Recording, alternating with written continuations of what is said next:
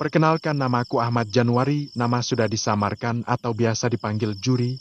Kejadian ini terjadi ketika aku baru saja lulus SMA sekolah menengah atas.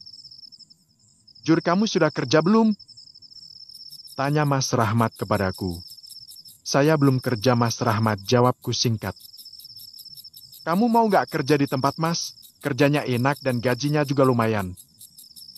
Ucap Mas Rahmat.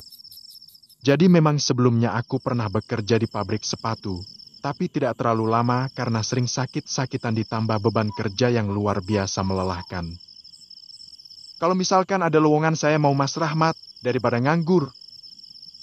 Ucapku. Ya sudah, besok kamu ke rumah Mas jam 6:30 pagi.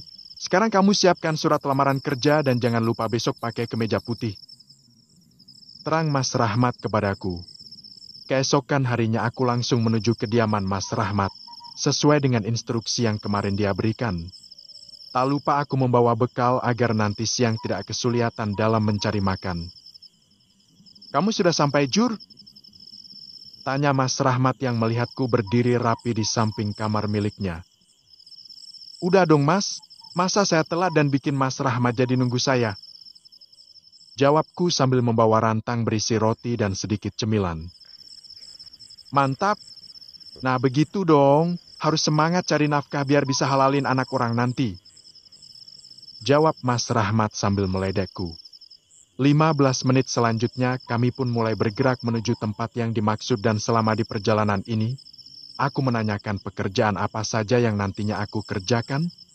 Jika benar nanti aku diterima bekerja. Mas Rahmat menjelaskan bahwa tugasku itu gampang-gampang susah, tapi yang pasti aku akan bertanggung jawab atas kebersihan ruangan kamar hotel. Hotel? Emang kita mau kerja di hotel, Mas? Tanyaku yang memang tidak tahu kalau aku bakalan bekerja di hotel. Kamu ini gimana sih, Jur? Kan Mas kerja di hotel. Mas pikir kamu sudah tahu. Sekarang gimana? Kamu masih minat kerja gak? Tanya Mas Rahmat memastikan. Ya minat atuh, Mas. Saya cuma bingung kalau kerja di hotel. Soalnya belum pernah pengalaman sama sekali, Mas. Ucapku. Gampang kok.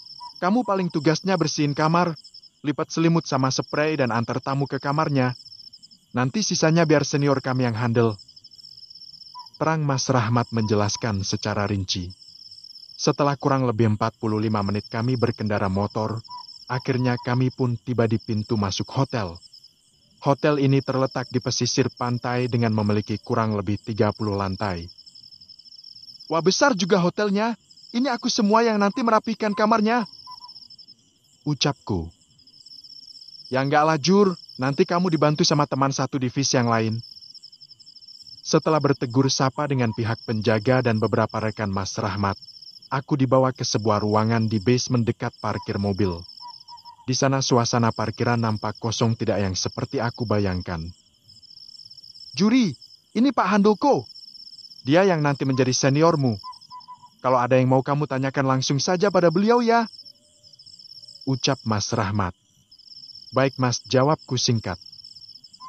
Mulai dari sekarang kamu langsung ikut sama dia. Saya mau naik ke atas buat absen. Di sini Mas Rahmat langsung pergi dan meninggalkanku bersama dengan Pak Handoko. Juri, kamu siapanya, Rahmat? Tanya Pak Handoko. Saya teman satu kampung, Pak, jawabku. Ya sudah, kamu langsung ikut saya ke lantai 1. Nanti saya jelaskan sambil kamu lihat-lihat. Terang Pak Handoko. Aku pun dibawa berkeliling hotel, mulai dari lobi utama hingga ke lantai atas hotel ini. Semua nampak normal, namun cukup sepi untuk hotel seukuran seperti ini. Hotelnya lagi sepi ya, Pak? Tanyaku. Biasa, Jur. Lagi bukan musim liburan makanya jadi sepi begini. Jawab Pak Handoko. Oh ya, Jur. Di tengah lorong ini ada kamar bernomor 3x. Kamu jangan pernah masuk ke dalam ya. Apapun kondisinya kamu tidak boleh masuk. Ucap Pak Handoko. Tegas Pak Handoko memperingatkan aku untuk tidak sekali-sekali masuk ke dalam kamar tersebut. Baik Pak, tapi kalau boleh tahu memangnya kenapa ya Pak saya nggak boleh masuk ke dalam? Tanyaku kepadanya. Ya nggak ada apa-apa sih Jur. Saya cuma asal ngomong aja.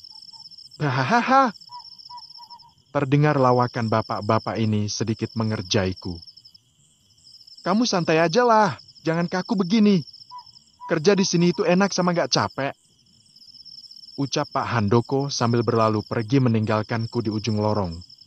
Kami pun kembali berjalan menyusuri lorong yang cukup gelap untuk sebuah hotel. Ada perasaan aneh dengan kondisi penerangan yang seperti ini. Tapi bisa saja pihak manajemen hotel ingin memangkas biaya listrik karena tidak ada tamu yang bermalam. Setelah hampir 2 jam kami bersafari ria melihat setiap sudut bangunan hotel ini, kami pun beristirahat untuk memakan bekal yang tadi pagi aku bawa. Pak, hotel ini dibangun sejak kapan? Tanyaku kepada Pak Handoko. Kayaknya pas zaman Bung Karno, kalau tidak salah ya. Jawab Pak Handoko. Kalau Bapak sendiri sejak kapan bekerja di sini? Saya juga baru kok Jur, paling sekitar 2 bulan yang lalu. Pak, maaf nih nanya terus, itu yang kamar nomor 3 kali X bener gak ada apa-apa? Tanyaku pemasaran, meski hanya sebatas candaan belaka, tapi aku merasakan hawa yang berbeda ketika melewatinya. Oh, yang kamar tadi itu. Sebenarnya waktu saya pertama kali masuk dan dibawa muter sama seperti kamu tadi. Saya juga diinfokan hal serupa sama Pak Herman. Beliau juga mengatakan bahwa kamar itu khusus ditutup karena satu alasan, yang alasannya saya sendiri juga nggak tahu apa. Jawab Pak Handoko. Lebih baik kamu fokus dengan pekerjaan kamu saja dan bukan mengurusi hal-hal seperti ini, kembali Pak Handoko mengingatkanku.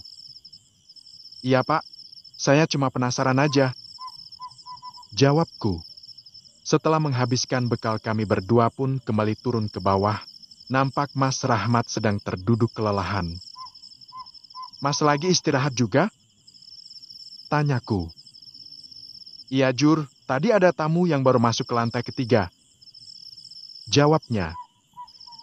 Kenapa gak diarahkan ke lantai 1 atau 2 saja, Mat? Tanya Pak Handoko. Sepertinya ini tamu khusus, Pak. Soal Pak Bos sendiri yang ngasih perintah. Jawab Mas Rahmat. Hari ini aku lalui dengan cukup santai dan nyaris tanpa pekerjaan berarti, semua nampak normal meskipun cenderung sepi. Mungkin besok akan lebih ramai. Aku pun kembali ikut pulang bersama dengan Mas Rahmat ke rumah.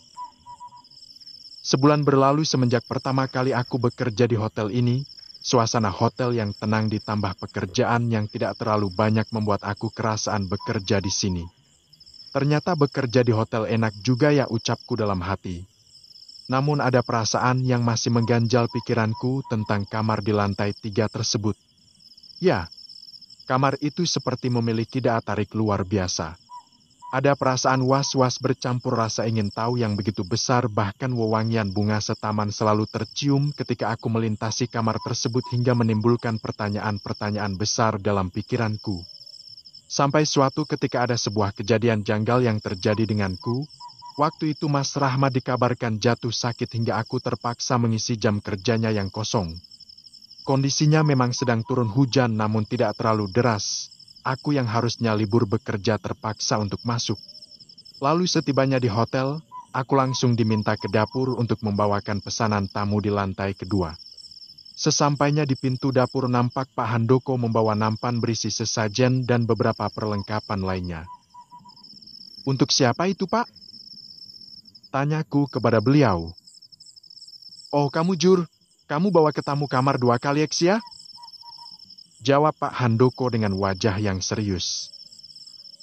Memang untuk apa sesajen itu, Pak? Kembali aku bertanya karena merasa aneh dengan pesanan kamar nomor 2 kali X. Kamu bawa saja ya, Jur.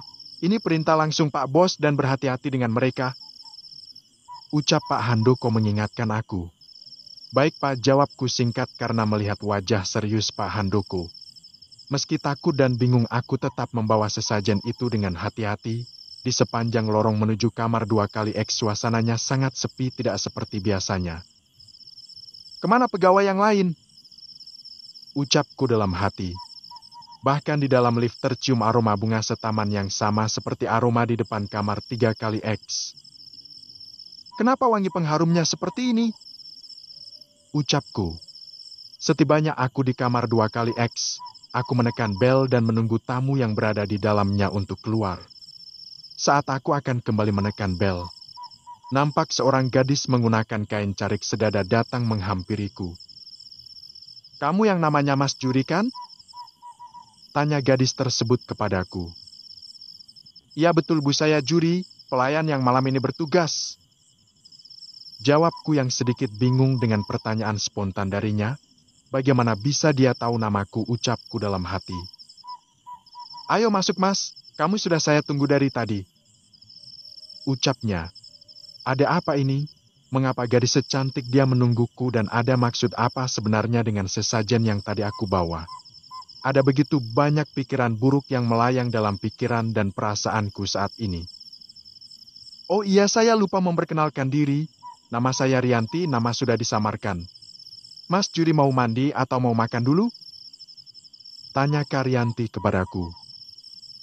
"Mohon maaf Karyanti, jika tugas saya sudah selesai saya izin kembali ke bawah karena masih banyak pekerjaan." Ucapku yang sedikit berbohong karena memang tidak ada pekerjaan apapun setelah ini. "Mas jangan takut apalagi berpikiran aneh tentang saya ya. Saya tidak ada maksud jahat sama Mas kok." Ucap Karyanti sambil tersenyum manis kepadaku. Saya, lebih baik keluar saja Kak jika memang sudah selesai." Ucapku. Jujur aku memang takut dengan kondisi saat ini, namun tidak dapat dipungkiri bahwa hasrat ini begitu ingin memandang tubuhnya, tubuh seorang gadis muda berusia sekitar 22 hingga 24 tahun ini begitu menggoda. Ada apa sebenarnya ini? Mengapa gadis ini seakan menggodaku untuk melakukan penyatuan? Apa dia sedang mabuk atau sedang menggunakan narkoba? Batin ini penuh pertanyaan besar tentangnya. "Mas?" Lengannya kini memelukku dari belakang. Dekapan penuh kehangatan ini begitu terasa. Mati aku, ucapku kebingungan. 1 jam lamanya aku melakukan penyatuan dengan gadis belia itu. Tak terbayangkan olehku mengapa gadis seperti Karyanti mau bersama dengan pemuda kampung sepertiku ini. "Mas Jur, ini handuknya." Ucap Karyanti ramah kepadaku sambil menyodorkan handuk hotel berwarna putih. "Terima kasih banyak Kak," ucapku tanpa memandang wajahnya. "Malam ini temani Rianti di sini saja ya Mas." "Apa?" Dia meminta lagi, meskipun nikmat jujur penyatuan dengan gadis seperti Karyanti cukup melelahkan. Ucapku dalam hati. Walaupun ini bukan pengalaman pertama bagiku, tapi jujur Karyanti memberikan sensasi yang jauh berbeda. Ada perasaan menenangkan dalam setiap dekapannya. Aku yang terlanjur basah dalam permainannya hanya dapat pasrah mengikuti apapun yang dia minta. Hingga azan subuh mulai terdengar, nampak Rianti kini bersembunyi di balik selimut tebal. Wajahnya kini tersenyum penuh kebahagiaan dan kepuasan. Aku yang sejak tadi hanya terduduk di kursi kini mulai merapihkan seragam yang tadi sempat terurai. Ada perasaan senang bercampur takut. Gimana tidak takut hampir semalam suntuk aku tidur bersama Karyanti. Bisa habis dimaki Pak Handoko kalau begini, terangku. "Mas, tunggu sebentar," panggil Rianti. "Iya Kak, ada apa?" Ucapku. "Ini buat Mas Jur dan makasih untuk malam ini Mas. Kalau Mas mau besok malam langsung datang saja ke kamar saya ini." Ajak Karyanti sambil tersenyum. Kak, uangnya banyak sekali, nampak segepok uang 100.000 rupiah di dalam amplop coklat. "Itu untuk Mas Jur, saya ikhlas Mas." Kembali Rianti mendekapku dengan lengan halusnya. "Baik Kak, terima kasih banyak." Aku pun memutuskan undur diri setelahnya. Dengan cepat aku berlari kecil melalui lorong sepi di lantai 3, tunggu sebentar. Aku di lantai 3? Sejak kapan aku berada di lantai ini?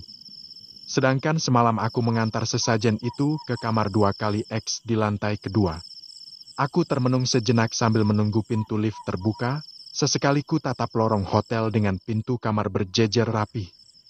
Nampak bayangan seseorang berdiri di ujung lorong tanpa menggunakan satu helai kain pun. "Astagfirullahalazim, apakah itu Rianti? Lebih baik aku segera turun." Ucapku dalam hati. Bergegas aku masuk ke dalam lift yang kini terbuka, aku pencet lantai dasar untuk segera menceritakan kejadian malam ini kepada Pak Handoko. Aku takut Pak Handoko berpikir aku tidak bertanggung jawab atas pekerjaan malam ini. Lebih baik aku sisihkan sedikit uang ini untuk Pak Handoko. Setidaknya bisa mengobati rasa kekesalannya. Sesampainya aku di lantai dasar, tanpa pikir panjang aku hampiri Pak Handoko yang sedang terduduk lelah di ujung ruangan. Pak, maaf semalam saya. Ya Jur, kamu lebih baik pulang sekarang biar nanti absen saya yang ngurus. Ucap Pak Handoko tanpa menatap wajahku sama sekali. Oh iya Pak, ini ada sedikit uang untuk Bapak dan sekali lagi saya minta maaf jika semalam saya tidak bekerja.